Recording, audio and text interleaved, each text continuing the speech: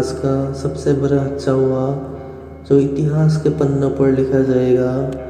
हादसा था submersible implosion. आइए जानते हैं ये हादसा आखिर हुआ कैसे था। अमेरिका की एक कंपनी जिसका नाम था ओशियन गेट, उस कंपनी का टूरिज्म का बिजनेस था। ये कोई ऐसा वैसा टूरिज्म नहीं बल्कि समंदर के नीचे जाकर घुमाने का काम था।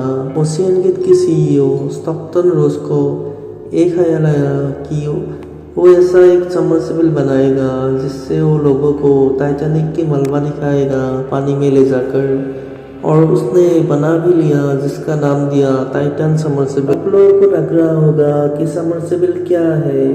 सबमर्सिबल सबमरीन टाइप ही होता है लेकिन वो बहुत छोटा होता है।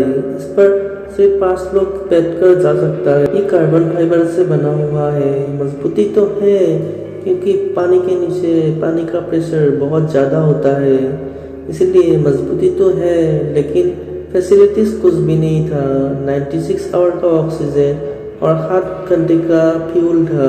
सबमर्सिबल का एक टिकट का कॉस्ट लगभग 2 करोड़ रुपए था। 16 जून को कनाडा के एक आइलैंड से एक बड़े से जहाज पर सबमर्सिबल को उठा के वो लोग निकल पड़े नॉर्थ अटलांटिक ओशियन की तरफ, क्योंकि वहाँ पे ही है टाइटैनिक की मलबा। 18 जून को वो लोग पहुँच गए नॉर्थ अटलांटिक ओशियन की उस जगह पर जहाँ पर टाइटैनिक डूबा था।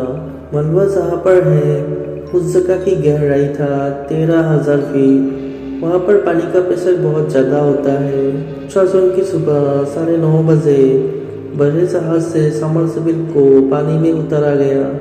उन लोगों की यात्रा सुबह 9:30 बजे शुरू हुआ था क्योंकि उन लोगों को एकदम नीचे जाने में 2 घंटे, मलबा देखने का टाइम था 3 घंटे और ऊपर आने में टाइम लगेगा 2 घंटा। कुल 7 घंटे का सफर था। सबमर्सिबल पर टूरिस्ट था 4 और ओशियन गेट की सीईओ भी था। उसको पकड़कर 5 लोग था टोटल। उन लोगों की यात्रा शुरू हुई।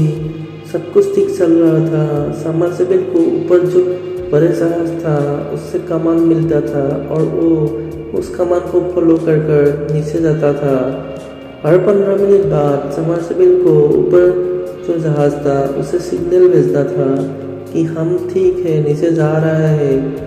1 घंटा 45 मिनट तक सिग्नल आ रहा था। 2 घंटे का जो सिग्नल है वो नहीं आया। ऐसा पहले भी होता था। कभी कभी तो 2 घंटे तक सिग्नल नहीं आते थे, लेकिन 2-3 करके 8 घंटे तक सिग्नल नहीं आया। तो जो ऊपर जहाज था उन लोगों को टेंशन होने लगा कि क्या हुआ, इतना देर तक कोई भी सिग्नल नहीं आया। तो जहाज के लोगों ने आखिर मदद को बुला लिया। कनाडा से एरोप्लेन आई, जहाज आई, अमेरिका से भी एरोप्लेन आई, जहाज आई, लेकिन प्रॉब्लम ये था कि सबमर्सिबल पर कोई भी जीपीएस या नेविगेशन नहीं था, इसीलिए उसे ट्रैक नहीं कर सका। एरोप्लेन पर जहाज उसे ढूंढ रहे कि कहीं से कोई मलबा दिख जाए। आखिरकार 21 जून को सबमर्सिबल का एक पार्ट मिल गया। टाइटैनिक जहाज से 500 मीटर की दूरी पर उसे ढूंढा एक आरओवी ने, जिसका फुल नेम है remotely operated under water vehicle. इस पर कोई भी इंसान नहीं जाता था, वो बाहर से ही कंट्रोल किया जाता था। इन्वेस्टिगेशन टीम की रिपोर्ट के अनुसार सबमर्सिबल को ऐसा डिज़ाइन किया था कि पानी का जो प्रेशर है वो सबमर्सिबल को इफेक्ट ना करे, इसीलिए अंदर एक प्रेशर चैम्बर था जो पानी की प्रेशर को बाहर की ओर धकेलता था और प्रेशर मेंटेन रहता था। इन्वेस्टिगेशन टीम को वो प्रेशर चैम्बर मिला, जिससे पता चला कि प्रेशर चैम्बर पर कुछ खराबी आई और पानी का प्रेशर रोकने में नाकामयाब रहा और इसीलिए एक भयंकर इम्प्लोजन हुआ। 5 मिलीसेकंड के अंदर उन लोगों को मौत हो गया। उन लोगों को पता ही नहीं चला होगा कि क्या हुआ, क्योंकि हमारा आँख जो देखता है उसे प्रोसेस कर कर ब्रेन तक पहुँचने में भी 15 मिलीसेकंड लगता है। इसीलिए उन लोगों को पता ही नहीं चला कि आखिर हुआ क्या था। एकदम पेनलेस डेथ हुआ।